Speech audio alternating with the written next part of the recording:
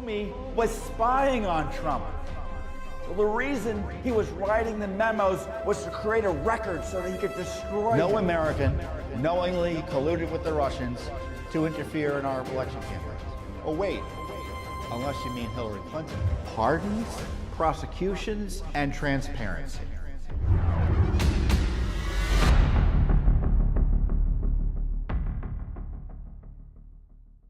Hey everyone, Judicial Watch President Tom Fitton here with our weekly update here on social media. Thanks for joining us. A lot going on. Judicial Watch, of course, in court trying to get the answers about major issues that are happening here, not only in Washington, D.C., but all over the country.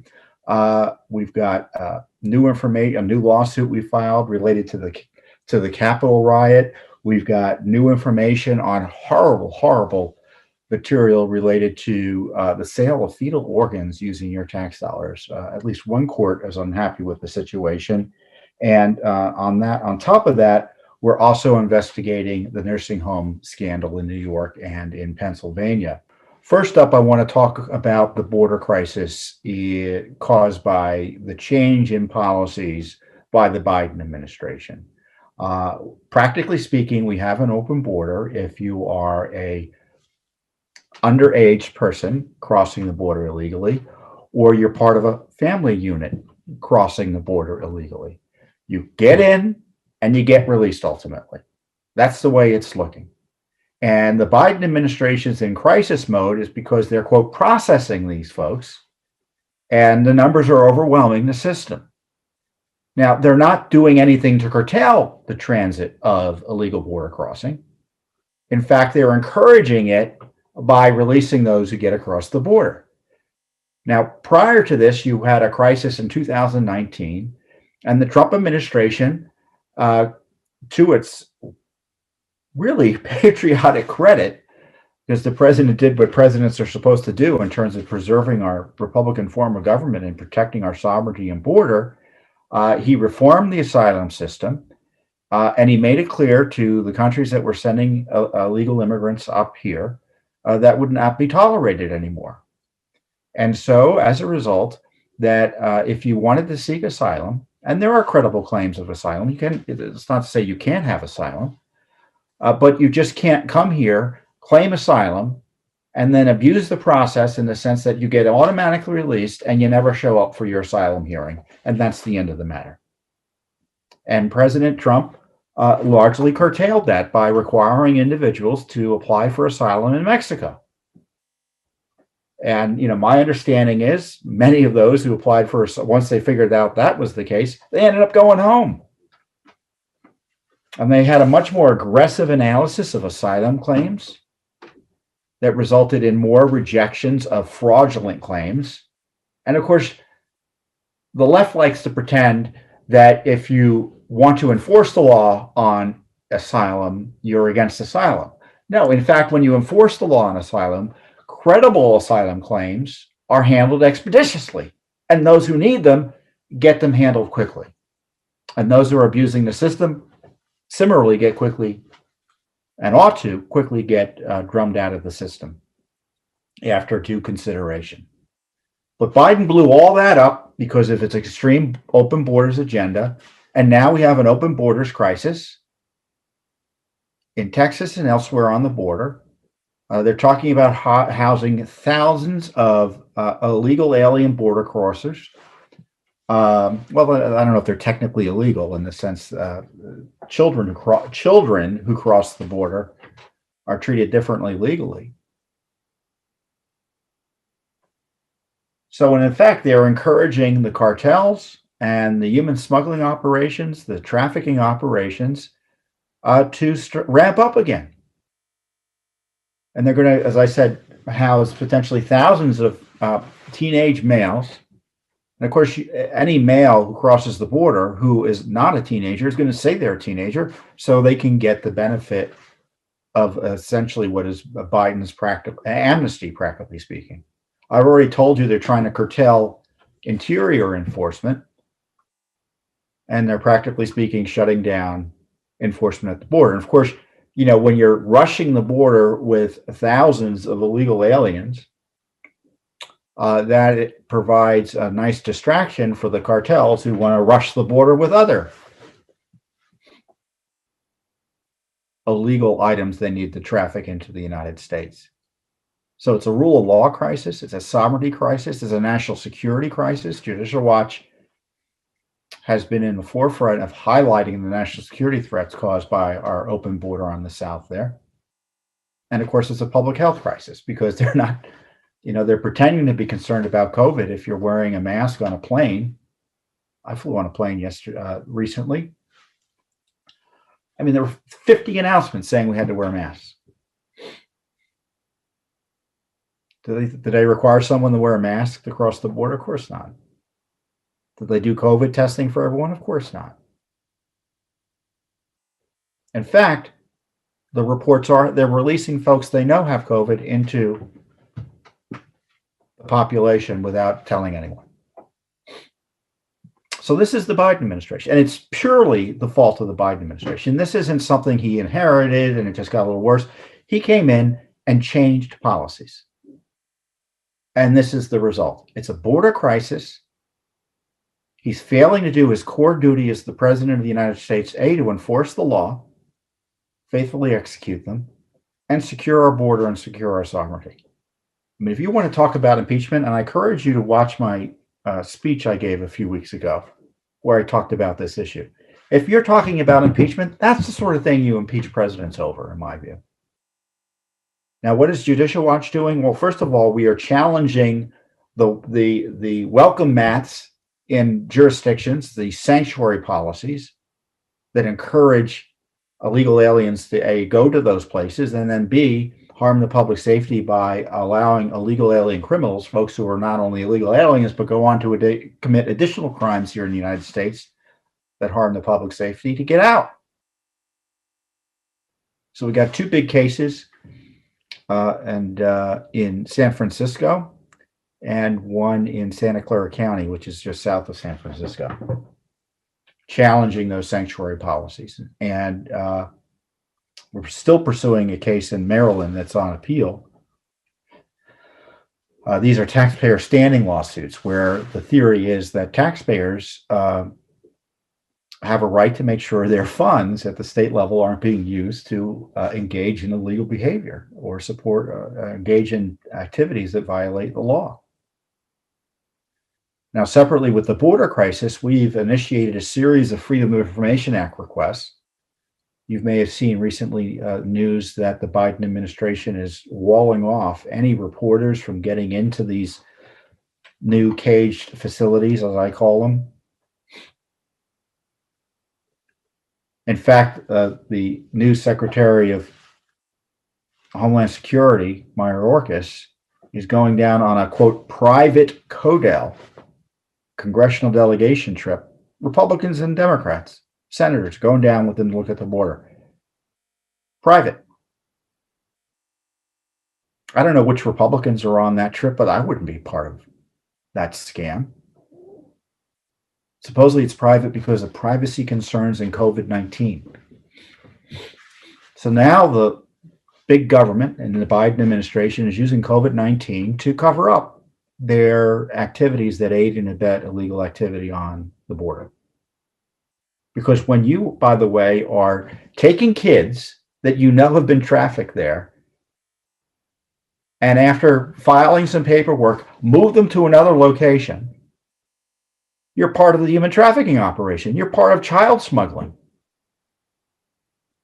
That's the rule of law crisis I'm talking about.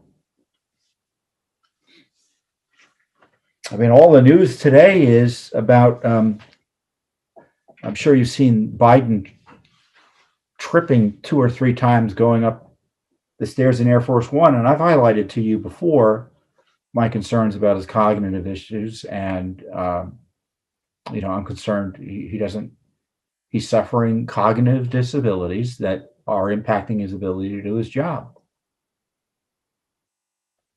But because we're supposed to pretend that's not an issue, we're still going to hold him fully accountable for failing to do his job because he has no excuse, we're told. I mean, he, within a month I mean, we're into month 2 now. I mean, the border broke down within a month of his coming into office after he undid all of those Trump era reforms. I mean, if Biden were smart, he'd bring in President Trump and have him as a volunteer border czar. We know he'd get it done. But of course, there's this crazed anti-Trump, crazed left-wing extremism policy that's coming out of Washington, D.C. now with the new Biden administration. And, as a conservative, I object to the policies, and I'm sure you do too. But as president of Judicial Watch, in my experience, extreme left policies often run afoul of the law. And in the case of immigration, it almost always runs afoul of the law because it usually means A, not enforcing the law or actively violating it. So we've got lawsuits already on this illegal immigration crisis. More lawsuits will be coming up. But I'm telling you, if you are concerned about this, you've got to let your members of Congress know. You've got to be active locally because all of these aliens, they're not staying in Texas. They're coming to your town.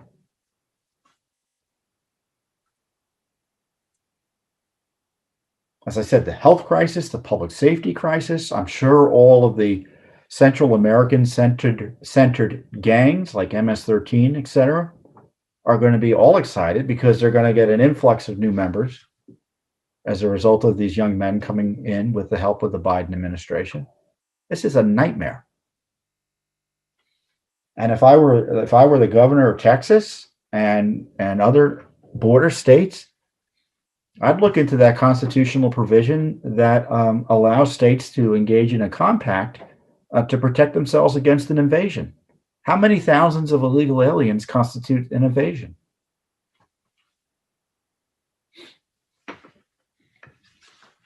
Our border needs to be secure. If we don't have a border, we don't have a country. So it would be nearly impossible to overstate the importance of border security. Now, the revolutionary left that's in ascendance here in Washington, D.C., hate the United States, want to end the country, want to end our Constitution. So it should be no surprise to you that they want to end our borders. But Joe Biden has pretended he's not a man of the communist left. So he needs to be accountable for enforcing the rule of law. And every Republican and every honest Democrat on the Hill, they need to be shouting from the mountaintops about this. They really do.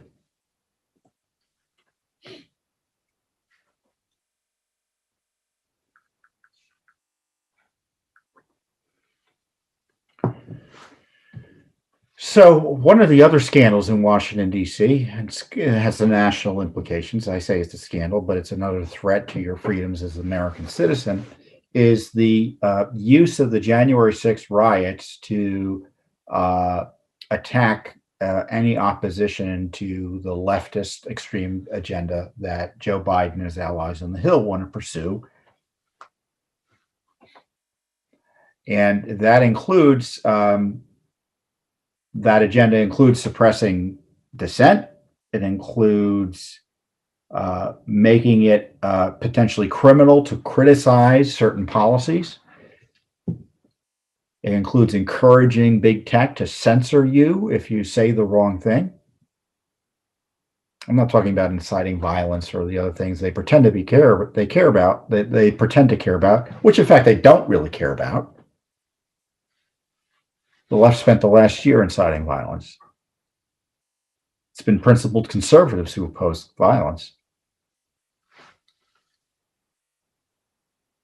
And it includes lying about what happened on January 6th, and includes withholding information about what happened on January 6th. Remember, they had I guess we're not allowed to talk about it, the sham impeachment of President Trump. And one of the core aspects of that impeachment, he was responsible for the murder of a police officer. The New York Times initially quoted, and other news reports did, that law enforcement officers say that supposedly had said that Officer Brian Sicknick, the U.S. Capitol Police officer who died after the riot, died as a result of blunt force injuries. He was hit in the head with an extinguisher, a fire extinguisher.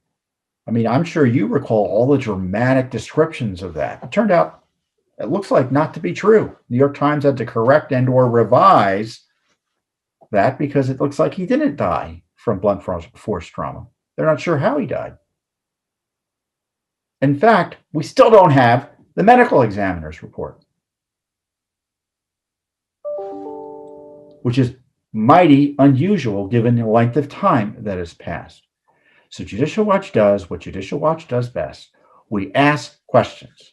We want a copy of the autopsy report. We want a copy of other documents related to that issue. And we didn't get it, so we sued. So just today, we sued the Office of the District, we just sued in the District of Columbia, the Superior Court, which is the DC version of your local court, the Office of the DC Medical Examiner for records about, and this is the exact request, it's a simple request. All records, including but not limited to autopsy reports, toxicology reports, notes, photographs, and Office of Chief Medical Examiner officials' electronic communications related to the death on January 6, 2021 of Capitol Police Officer Brian Sicknick and its related investigation. So not only do we want the autopsy report and the other material that could tell us how he died, because by the way, there's all sorts of leaks about how he potentially died, what's already been ruled out supposedly. Where's the actual documents? And we also want to know if there were any communications about what was going on, because as I said, it's now 1 month, 2 months, two and a half months.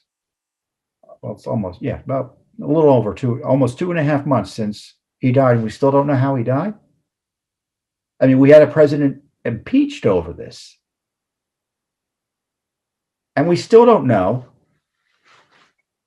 whether this officer died as a result of being murdered, right? Or was the death not related to the riot? We don't know. So in my experience, and Judicial Watch's experience, we kind of know when something's up, and something's up. This unusual and unlawful secrecy undermines the public's confidence in the fair administration of justice. How is that? Because it suggests they're hiding something. And they don't want you to know the truth about his death. And frankly, they may not want you to know the truth about who was saying what to who about the death investigation. Because in Washington, D.C., again, in my experience, which now goes back decades, that or otherwise ordinary criminal investigations get derailed, subverted, obstructed, slowed, distorted, compromised by political intervention. So in our experience, that any normal criminal investigation in DC is changed, to put it charitably, when there's a political component. And we're already seeing evidence of this because we've had false information put out there, leaks about documents that allegedly are private. I mean, we're not giving them. I mean, they're so secret, they're leaked. And as I said, the politicization of this death, where there's been this media narrative that a police officer was murdered, when in fact we don't know if that's the case or not. Certainly, there have been no charges that he was murdered. There were 2 charges last week that he was assaulted, or 2 people were charged with assaulting him. They weren't charged with murdering him. So where's the basic facts about something that was used to impeach a president? Judicial Watch right now is in court trying to get answers for you, the American people. And this is on top of 2 other cases we've already filed. You may recall we sued the U.S. Capitol Police under a common law right of public access to documents about the Capitol riot. We want the emails and the videos. Why can't we see them? We also want the communications of Nancy Pelosi with the Pentagon. actually the chairman of Joint Chiefs of Staff, where on January 8th, she was talking to him about, looks like, interfering in the chain of command. Looked to me like she was encouraging a coup because she was so hateful of President Trump, really unhinged, as I've called it. So these are the things that need to be investigated. That Judicial Watch is the only one doing the investigation. It's remarkable, isn't it? I mean, I'm glad that we're doing it, but isn't it outrageous that we're the only ones doing it? Isn't it outrageous? So I hope this lawsuit leads to public pressure to release this information finally. Because this is not lawful what's happening. It's not lawful and it's not right. And the secrecy suggests there's some corruption here. I mean, it's that simple.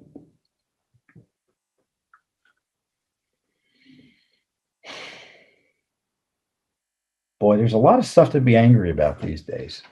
But, you know, and I get angry. You can see I get as angry as you do. But what I love about Judicial Watch is that we're able to channel our concerns into a constructively to try to do something about it, which is to kind of expose what went on, hopefully get some accountability, let the bad guys know at least we're watching them, to either mitigate the damage or get some much more significant legal accountability potentially. This is why Judicial Watch's work is essential, because these politicians would have free reign otherwise.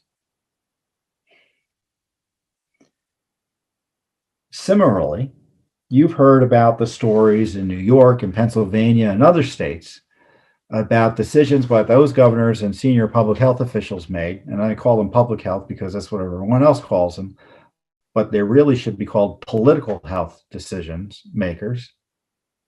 I mean, Fauci is every much a politician as James Comey is. So anyway, Andrew Cuomo and Tom Wolf, the governor of Pennsylvania, and folks associated with them, Rachel Levine, who is the former Direct Secretary of Health for Pennsylvania, was involved in this, and now she's in line to be a top official for the Biden Health Department, Health and Human Services. So they made these decisions that require nursing homes to take in COVID positive patients. And anyone who's looked at this issue has recognized that doing so increased the number of deaths needlessly in New York and Pennsylvania and other states that required those.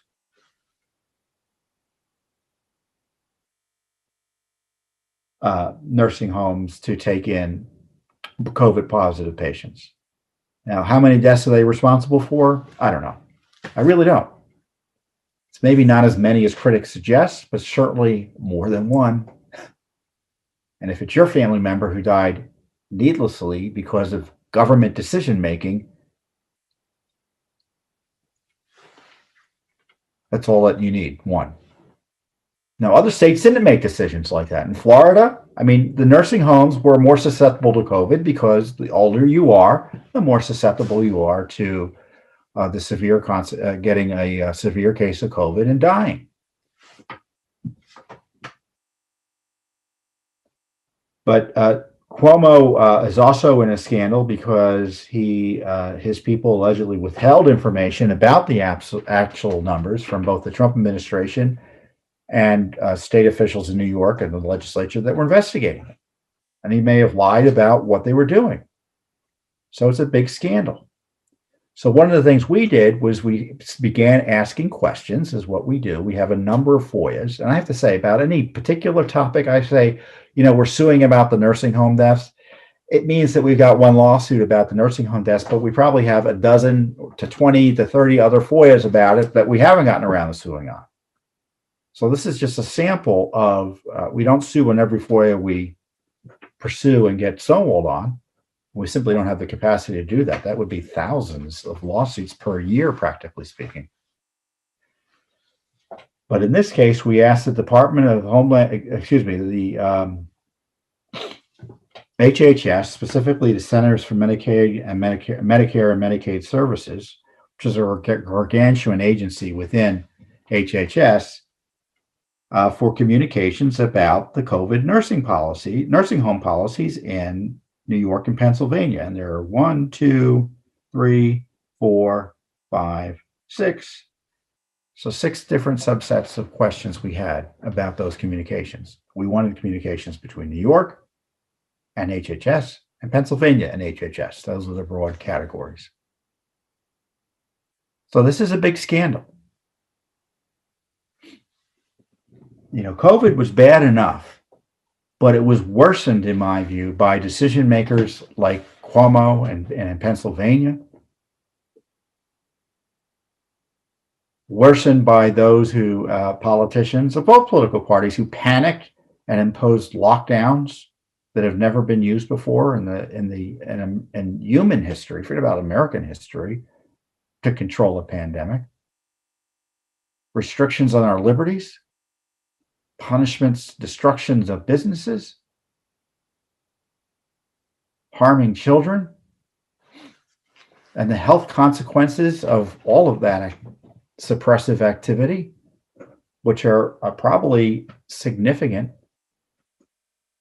in the sense that, we're still trying to figure out what the health consequences are in terms of suicides, addictions, and other health issues that arise because people are unable to take advantage of the healthcare system because of the panic decision making by members of the healthcare system and the politicians that were lording over them.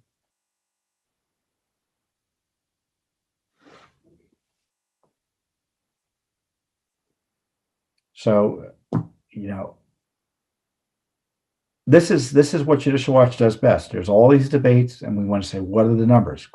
There's a debate whether Cuomo gave the government correct numbers. Well, let's ask for the numbers they gave the government. Simple, right? Well, it's never simple because we didn't get an answer, so we've had to sue. This was our frustration during the Trump administration, and it will be obviously our frustration during the Clinton, I guess Freudian slip. Clinton, Biden, Obama administration, right? We're always going to be stonewalled. And this is why it's important to have a group with Judicial Watch's expertise,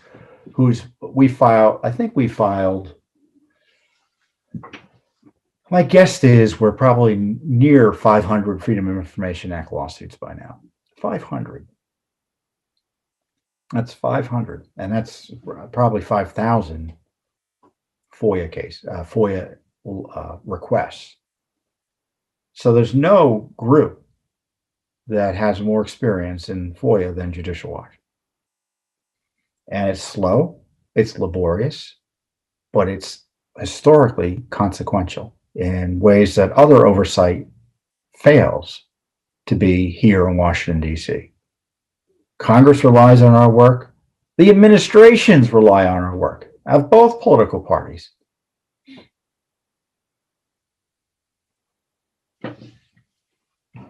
Don't think that just Republicans support Judicial Watch. Lots of Democrats like what Judicial Watch does. Lots of Democrats. We're nonpartisan.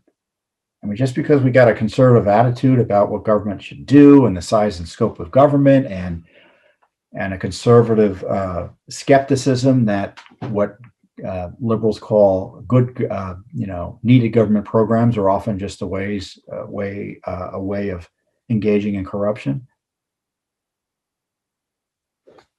So this FOIA that's why FOIA is supported by just both the left, the honest left, and the right. So we'll see what happens. We'll get some Cuomo information. I know Cuomo's under fire over his alleged sexual transgressions. Is that the right way of putting it? Up there in New York. What I think is interesting on a side note is that Judicial Watch is trying to get records along with the Daily Caller News Foundation of Biden's Senate time, his Senate records. And in those records, it's been alleged that we might be able to figure out whether the allegations that he sexually assaulted someone are corroborated. Now, why is it only Judicial Watch is interested in that? It shows you how corrupt this media is and how corrupt Washington is, how they protect some and not others, isn't it? So, I don't have much time for Cuomo, generally speaking. No, his contempt for the rule of law and our rights is just terrible. That's the sort of impeachable stuff, in my view. If you get someone who doesn't like our Constitution, they probably shouldn't be in office. I say that with some, I'm exaggerating a little bit. But why all of a sudden are Cuomo's transgressions, which I guarantee you are well known in New York, so important for the left media and progressives to pursue when they ignore similar evidence of transgressions by the President of the United States, Joe Biden? So that's my question. And I think you know the answer. So next up is another big case. And as I said, I've been doing this work for now 23 years almost. 23 years, I think. Yeah, it's 23 years. I began at Judicial Watch during the 1998. February, began working in the office in February, I think, of 1998, and came on full time in July. So 23 years of 1998. And these documents are the most troubling, disturbing, horrifying documents I've ever seen. And these are documents that we uncovered as a result of litigation against the Department of Health and Human Services about fetal organ harvesting. We found receipts and other documentation about the purchasing of fetal organs for experimentation, specifically, quote, for humanized mice. That's right. I mean, I want you to imagine, and the documents are up on our website, looking at credit card receipts for a liver or a thymus or a purchase order for organs. Completely horrifying. One of the worst aspects, this is the language from one of the documents we uncovered, that the organs should be fresh and never frozen. Fresh and never frozen. So as I've often said, it's been a catalog of horrors when you look at that material. It's about as upsetting as anything you'll see. So Judicial Watch disclosed this, in my view, literally doing the Lord's work in doing so. But still we face obstruction, first from the Trump administration. Obviously, they just take up the cudgel of obstruction in the Biden administration. I mean, what was frustrating about the Trump administration, that Trump was personally transparent. This is why the left hated him, in part. But his appointees could care less about transparency. They weren't interested in it. They let the deep staters just run the table on that. In fact, in many ways, though, the Trump agencies, and I only say Trump in the sense that I don't know if Trump was running them, practically speaking, in terms of FOIA. There's no evidence he really was. These deep staters and the accommodationist Republican appointees had zero interest in disclosing this information. So we had to fight and sue for them. And some of the documents they were hiding were additional pricing information for the fetal organs that were taken from, by the way, they were getting them from abortions committed by Planned Parenthood. More tax dollars at work for you. And at least one federal judge who was handling this case, wanted no part of it in terms of the extra secrecy they wanted for this activity. So FDA, NIH was dealing with a company called Advanced I'm going to get to make sure to get the name right. Advanced Biosciences Resources, ABR. Again, they were used to create humanized mice in HIV research. ABR partners, as I said, with Planned Parenthood and other abortionists to dismember fetuses and sell their parts for research. The decision notes that ABR, and this is a quote from the federal court decision that we just received, sold second trimester livers and thymi for hundreds of dollars apiece, the same for brains, eyes, and lungs. After tacking on fees for services like shipping and cleaning, ABR could collect over $2,000 on a single fetus it purchased from Planned Parenthood for $60. The federal government participated in this potentially illicit trade for years. Of course, the court raised concerns about whether these transactions were illegal. Happily for the government and ABR, the court need not reach Judicial Watch's argument that the government can't withhold information on that issue because ABR engaged in criminal conduct. Recall that it is illegal to transfer any human fetal tissue for valuable consideration. Judicial Watch contends that the invoices disclosed here show that the government paid valuable consideration to ABR, and so the government cannot keep the withheld information confidential. The court found it dubious that a Freedom of Information Act exception that invoked by the government could be used to shield illegal businesses, quote, could be used to, quote, shield illegal business practices under the guise of confidential business information, and declared that there is reason to question the lawfulness of the transaction between the government and ABR. So he ordered them to release information about other contractors involved in this, contract laboratories, any redacted unit pricing of the organs, of the fetal tissue, and any redacted per specimen pricing info. So we're up for second trimester fetal tissue related to the 2016-2018 years, which is where we were interested. Now, the Trump administration stopped this barbaric practice for a time. And of course, using COVID as a pretext, they were trying to get it started up again, the usual suspects. I don't think it was started up again, but under the Biden administration, which is probably going to be, even within a month or so of being in office, the most radically pro-abortion administration in American history, I suspect this is going to start up again, unless we're careful. So this lawsuit we began in 2018, and it's now almost 3 years later, and we're now got this great court decision telling the government they can't hide documents. As I said, he didn't need to find it was illegal to get us the documents, because for other legal reasons they didn't give him any legal reason to allow them to withhold this basic information about this barbaric practice. So as I said, this is the worst stuff I've ever seen. And it will shed this great court decision, which again is at our website at judicialwatch.org, will shed additional light on the federal government's barbaric practice of purchasing organs of aborted human beings. The American people deserve to know how their tax dollars are being spent on this grotesque and potentially illegal activity.